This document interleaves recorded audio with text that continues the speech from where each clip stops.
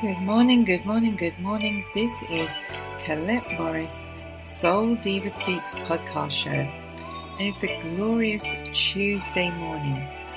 We're just approaching the afternoon and we have lovely sunshine outside. So I hope your week has been great. I hope you have been looking at what you can accomplish for the end of the year, because you know what, 2020 is not finished, and it's not a given that it's finished.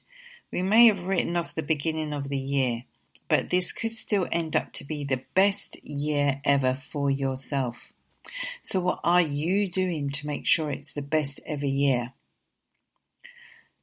Now let me just go over some things here, because the subject of this week's show is putting together your plan B. Now, many of us in life do not have plan Bs. We go through life thinking that there is just one course, one direction.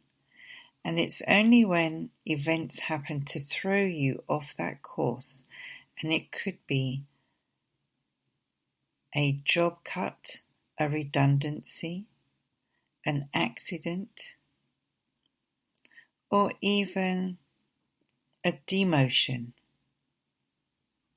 Something that can put you off your path, put you off your funk, so to speak, so that you feel a bit low, you feel a bit down. You now don't know what to do because you hadn't planned for this. And it's similar to beginning of this year when we had the interruption of COVID-19. Many people did not plan or did not foresee the things that would happen, the job losses, the inability to function in a workplace, the inability to continue to carry out their previous duties. Some companies did not foresee how they could continue without having physical shops, without having people entering in environments. The restaurants didn't foresee that they would be shut down, that they would be affected. And it showed us that the jobs that made it through this season were the ones that were deemed as essential. The delivery truck drivers who delivered online goods, online shopping, the care workers who needed to continue to go in to look after the sick and the vulnerable, the social workers who needed to continue their role with looking after the young and the old, the nurses, the doctors. They were all essential workers, the people in the shops that serve you, the people who continue to collect our rubbish as it piled on day by day, the people who continue to keep our streets clean. These were the essential people. These were the people who were able to continue in some capacity to work through the trying times that we had. Many of us have now learnt to be more flexible because of what has happened to the whole of society on a whole because of COVID-19. There are so many lessons that we have learnt, but let's hope that we have learnt the lesson of getting together your plan B. Many people took up working an online business, a network marketing business for the first time during this season. I myself had the good fortune to be able to do this over the last 8 to 10 years on and off, and in doing so have built up enough residual income to help provide for food for my family and to continue to pay my bills through these adverse times. And it just reminds me of some passages in the Bible where we are told that there'll be times of harvest and times of famine. In the times of harvest, you reap and you put down, because there will follow that with a famine.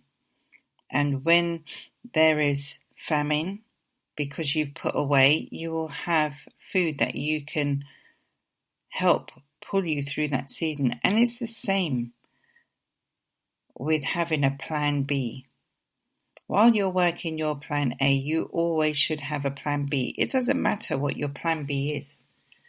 And if you have a plan B, a plan C, a plan D, all the better, because Robert Kiyosaki, a well-known business entrepreneur, has said that we should always have more than one form of income, because why put your eggs in one basket?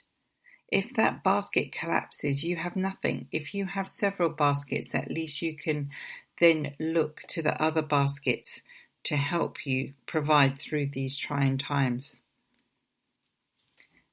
So if you've been affected by COVID-19, if you've been affected where your plan A hasn't worked out and you've been made redundant or furloughed or just haven't got a job to go back to, then now is the time seriously to review the rest of 2020. What do you want out of this life? What do you want out of 2020?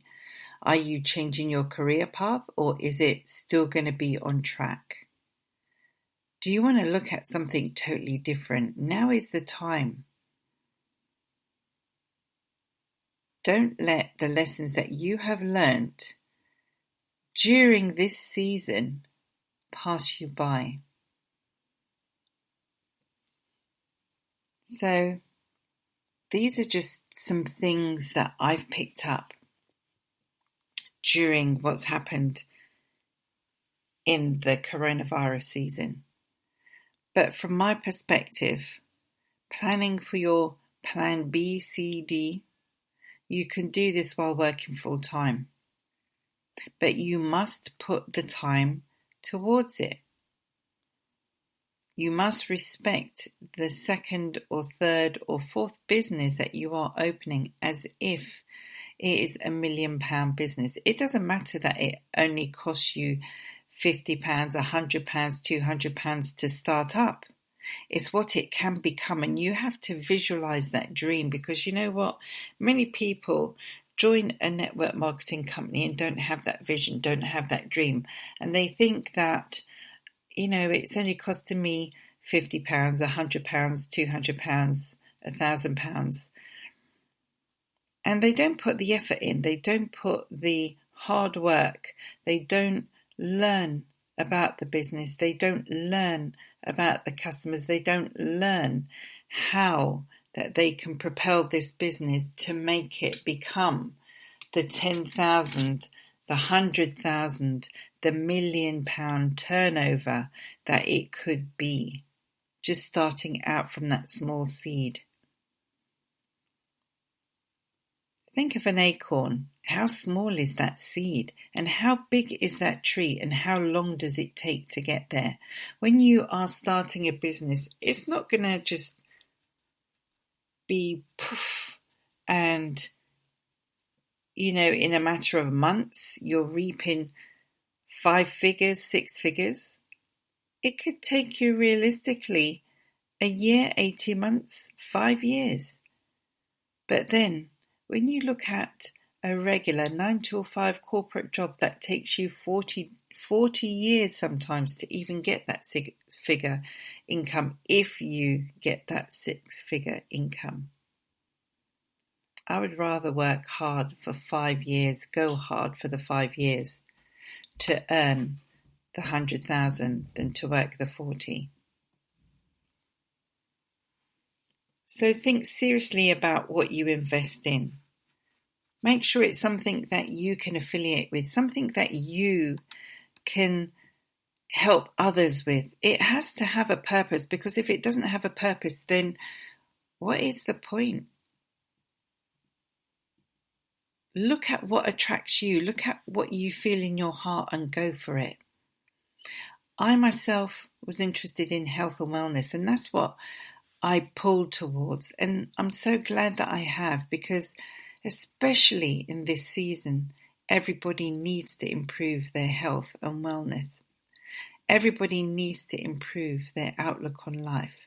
Everybody needs to improve their health in one way or another.